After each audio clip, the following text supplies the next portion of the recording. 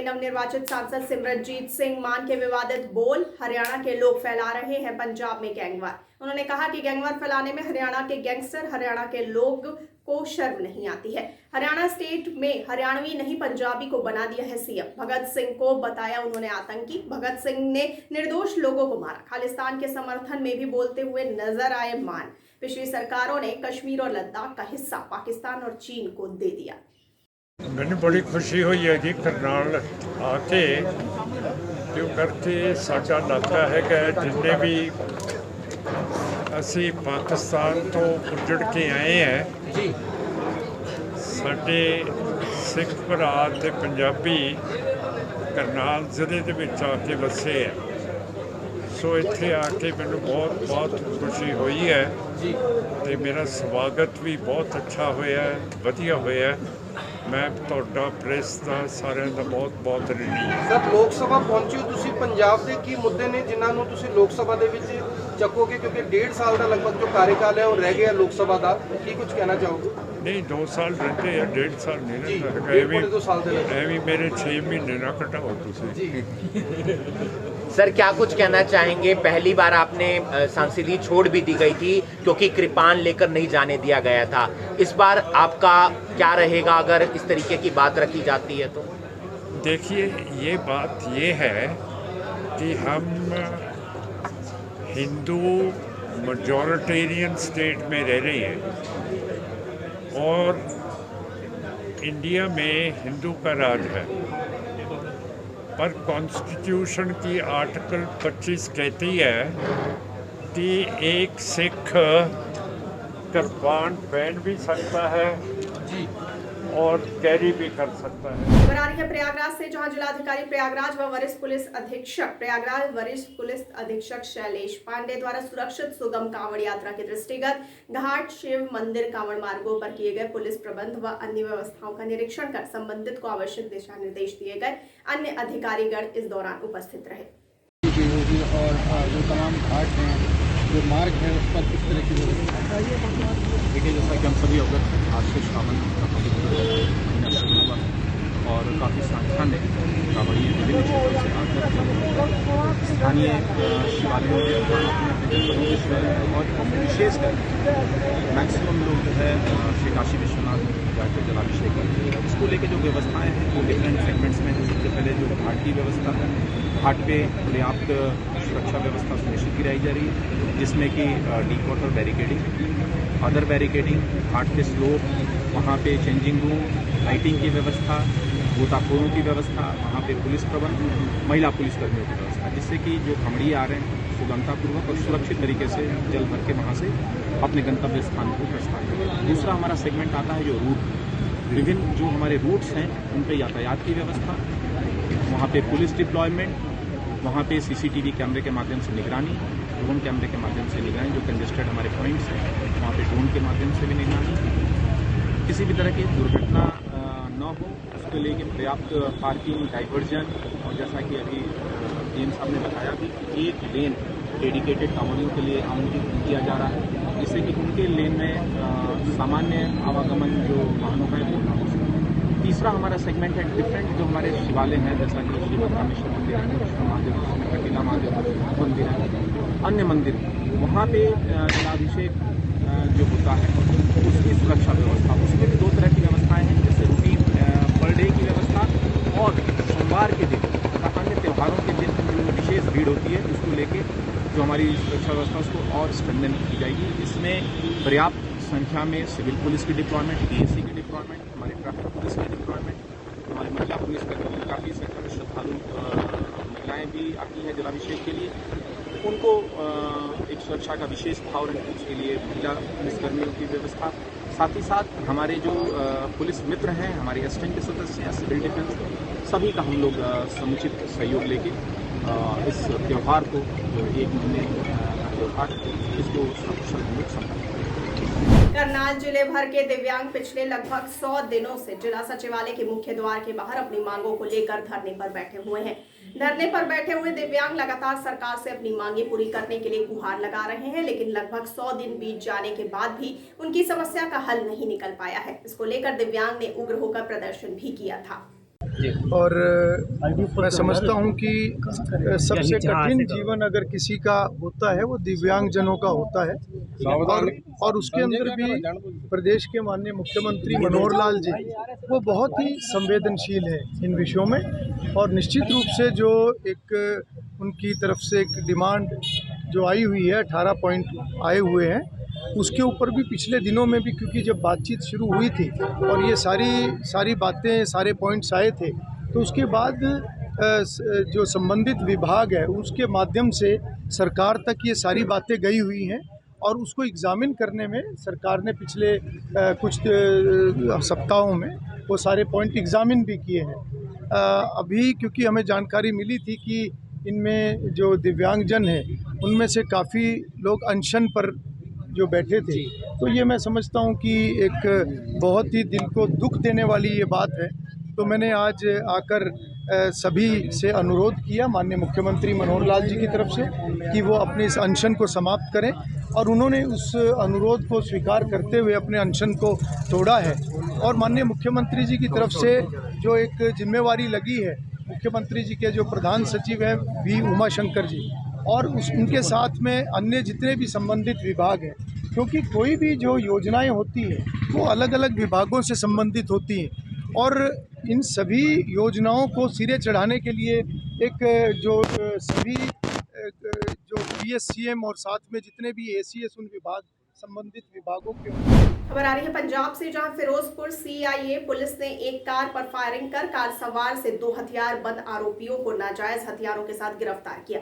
Police को सूचना मिली कि एक SUV कार पर सवार 2 आरोपी नाजायज हथियारों से लैस होकर किसी वारदात को अंजाम देने जा रहे हैं, तो पुलिस ने इन लोगों को रोकने की कोशिश की, मगर पुलिस को देखकर आरोपियों ने कार को मौके से भगा लिया। उनका पीछा कर पुलिस ने आरोपियों की कार पर फायरिंग कर गिरफ्तार किया। ਦੀ ਘਟਨਾ ਸਾਹਮਣੇ ਆਈ ਹੈਗੀ ਸੀ, ਉਹ ਕੀ ਘਟਨਾ ਹੈਗੀ ਸੀ, ਕੀ ਮਾਮਲਾ ਕੀ ਹੈਗਾ ਸੀ ਸਰ?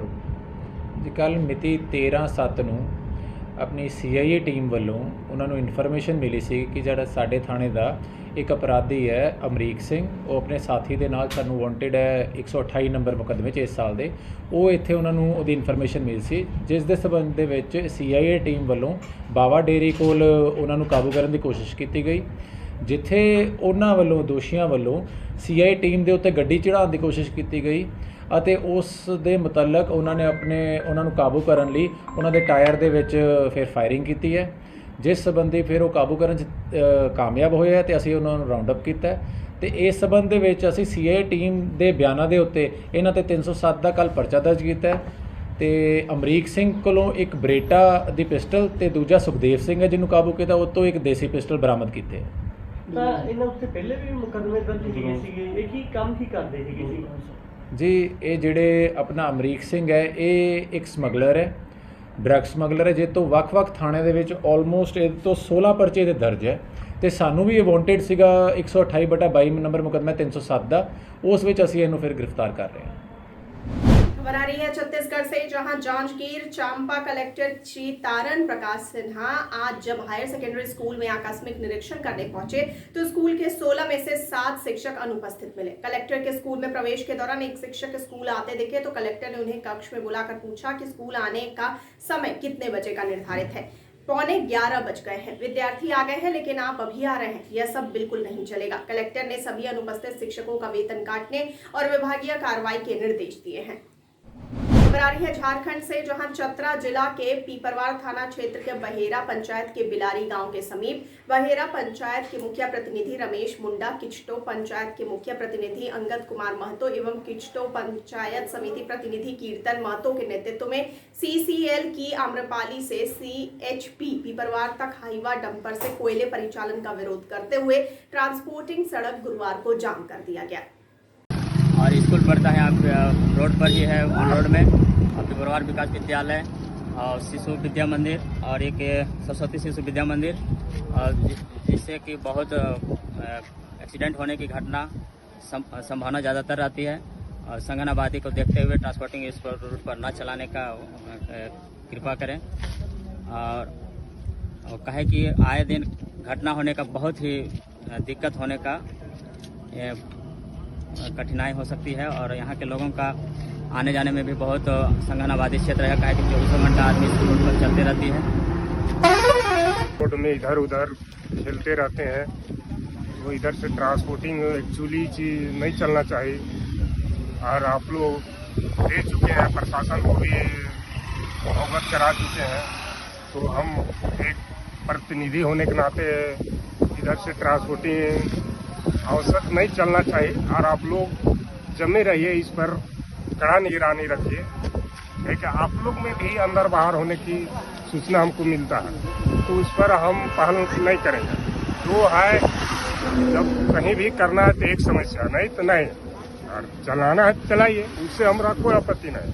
अब तो सबसे बड़ा गांव पावर है, ग्राम सभा पंचायत और गांव पावर है, सरकार दे दिया है। तो जब जनते जब अथी करे तो प्रतिनिधि क्या करेगा? तो इसलिए आप लोग टाइट रहिए कि एनी टाइम इधर भीड़ भाड़ रहता है, यहाँ किस्तों से चेहरे आता है, तो आप लोग पूरा टाइट रहिए और देखते रहिए। और इधर से मतलब ट्रांसपोर्टिंग रोड एकदम चलना नहीं चाहिए। खबर आ रही है कर्नाटक से, जहां तुमकुर नगर के भद्रम्मा सर्कल के पास HDFC बैंक के सामने की घटना है, जहां कांताराज के पैसे लेकर गया चोर भाग गया। कांताराज ने HDFC बैंक से 2 लाख निकालकर अपने बैग में रख लिए थे। जिस चोर ने बैंक के अंदर देखा था, वो वहां खड़े दूसरे चोर को संदेश भेजा। कांताराज के आते ही बैग छीनकर चोर भाग गया।